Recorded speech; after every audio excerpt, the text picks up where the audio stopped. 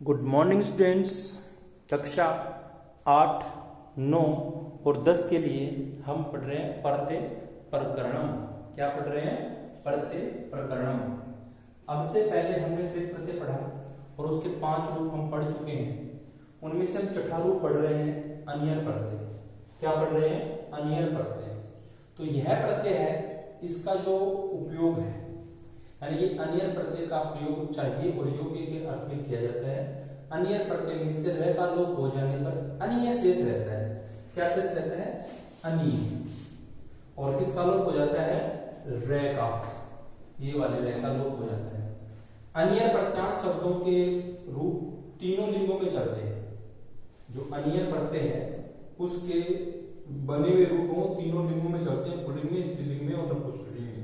यहाँ पर आपके सामने सिर्फ पुल्लिंग के उदाहरण दिए जा रहे हैं। जैसे सेम है मूल धातु, अर्थ, धातु प्रत्यय, बना रूप और अर्थ। जैसे हमारे पास में ये 3 धातुएं हैं, अर्ज है, क्रिय है, वध है। तो अर्ज है, अर्ज का जो मूल धातु का अर्थ है वो होता है कमाना। धातु और प्रत्यय, अर्ज धातु है, अनियर प्रत्यय है, बना रूप ये खत्म हो जाएगा अर्जनीय, और बने हुए रूप का अर्थ है वो कमाना चाहिए। दूसरी धातु हमारे पास में क्रिय, अर्थ हो गया करना, कर प्लस अनियर, करनी, अर्थ हो गया करना चाहिए। तीसरी धातु है वध, वध का अर्थ है बोलना, धातु और प्रत्यय वध प्लस अनियर, वदनीय, बोलना चाहिए। तो इस प्रकार से हमने 3 धातुएं ली हैं। आपके इस अनियर प्रत्यय में लगभग 31 धातुओं के उदाहरण हैं। उनमें से हमने 3 लिए, तीनों ही हमने पुल्लिंग लिए। क्या लिए हैं? पुल्लिंग लिए। इसके अलावा इसके रूप स्त्रीलिंग में भी हैं और नपुंसकलिंग में भी है। स्त्रीलिंग और नपुंसकलिंग के जो उदाहरण है वो आपके सिलेबस में नहीं है। तो आप इस अनियर प्रत्यय को समझ गए होंगे। आगे हम पढ़ेंगे तव्यत प्रत्यय। कौन सा पढ़ेंगे? तव्यत प्रत्यय पढ़ेंगे। और अनियर प्रत्यय आपको समझ में आया होगा। जैसे अनियर प्रत्यय होता है वैसे ही सेम तव्यत प्रत्यय होता है, जो 7 नंबर का पढ़ रहे हैं। इस प्रत्यय में क्या होता है कि इस प्रत्यय का प्रयोग भी चाहिए और योग्य के अर्थ में किया जाता है। तव्यत प्रत्यय में से अगर हम तय का लोप करते हैं तो सिर्फ तव्य शेष रहता है। यानी कि तव्यत प्रत्यांत शब्दों में से तय का लोप होने पर तव्य शेष रहता है। और तव्य प्रत्यांत शब्दों के रूप तीनों लिंगों में चलते हैं। यानी कि जैसे अनियर प्रत्यय में पढ़ा था ना, उसमें सिर्फ इतना ही अंतर है कि इसमें तय का लोप होकर तव्य शेष रहता है और बाकी सेम है। तीनों रूपों में इसके रूप चलते हैं और अनियर प्रत्यय के समान चाहिए और योग्य के अर्थ में ये प्रयुक्त होता है।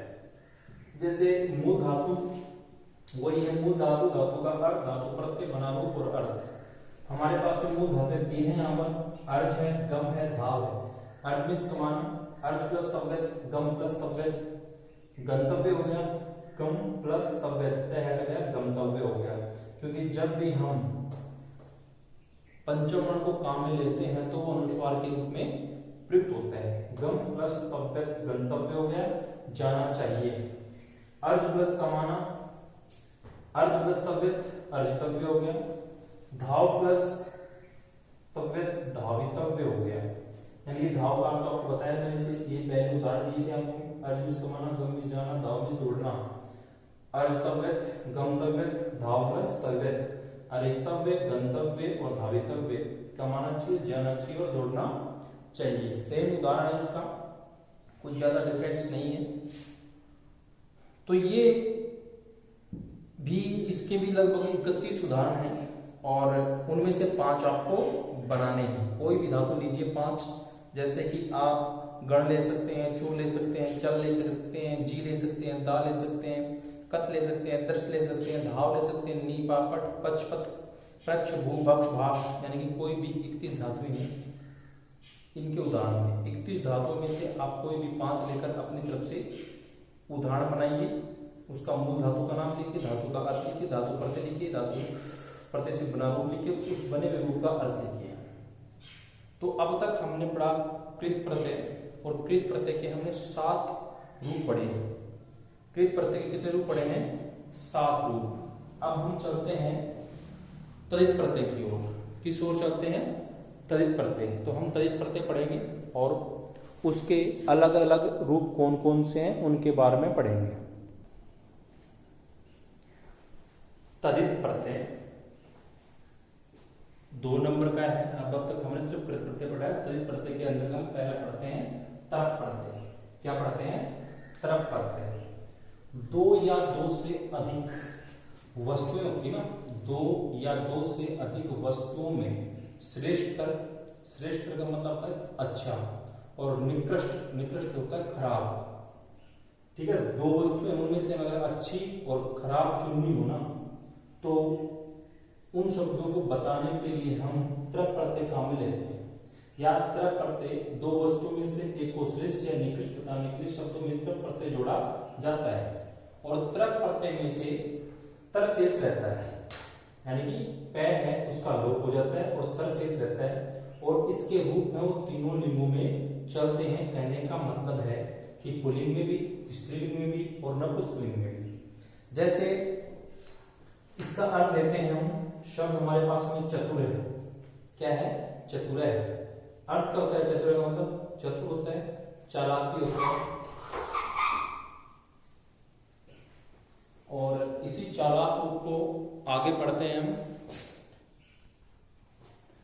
चतुर का मतलब चालाक होता है, प्रत्यय इसमें तरक है।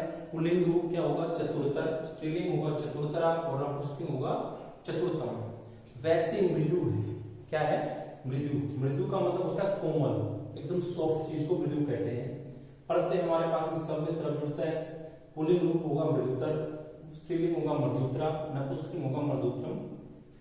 वैसे हमारे पास में तीसरा जो उदाहरण है गुरु। गुरु का मतलब होता है भाई। गुरु का मतलब श्रेष्ठ होता है, और गुरु का मतलब टीचर भी होता है, अध्यापक भी होता है। तो यहाँ पर जो गुरु है उसका अर्थ हम लेते हैं भारी, और इसका प्रत्यय कौन सा जोड़ते हैं इसमें? तरप। पुल्लिंग रूप में गुरुतर, स्त्रीलिंग में गुरुतरा और नपुंसकलिंग में गुरुत्रम होगा।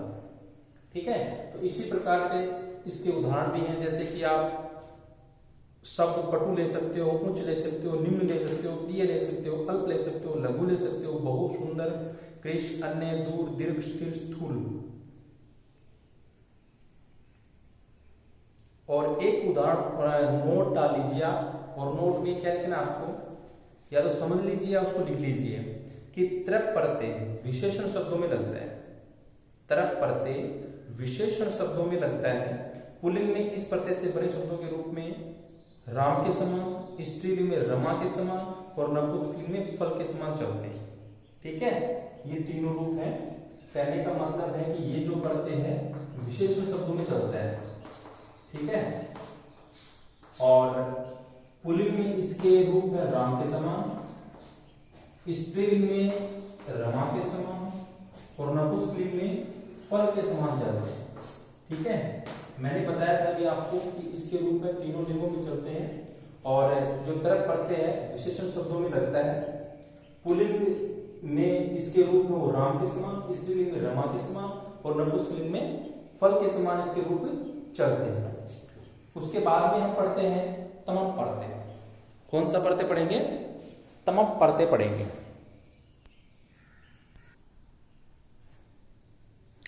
तदित प्रत्यय में से ही हम पढ़ते हैं दूसरे नंबर का प्रत्यय, जिसका नाम है तमप प्रत्यय। तमप प्रत्यय ही तमप प्रत्यय भी तरप प्रत्यय की भांति ही है, यानी कि इसमें कुछ ज्यादा चेंजमेंट नहीं करना है। सिर्फ थोड़ा सा ध्यान रखना है कि जो तमप प्रत्यय होता है इसमें से हम श्रेष्ठ में से एक को छांटते हैं, यानी कि बहुतों में से एक को श्रेष्ठ बताने के लिए शब्दों के साथ में तमप प्रत्यय जोड़ा जाता है। यानी कि जो बहुत सी चीजें हैं उनमें से एक चीज को उठाना है और उसको बताना है कि सबसे अच्छी। ठीक है, तो उसके उन शब्दों के साथ में तमप प्रत्यय जोड़ा जाता है। इसमें से सिर्फ तम शेष रहता है और पै का लोप हो जाता है। तमप प्रत्यांत शब्दों के रूप तीनों लिंगों में चलते हैं। जैसे शब्द, अर्थ, प्रत्यय, पुल्लिंग, स्त्रीलिंग, नपुंसकलिंग।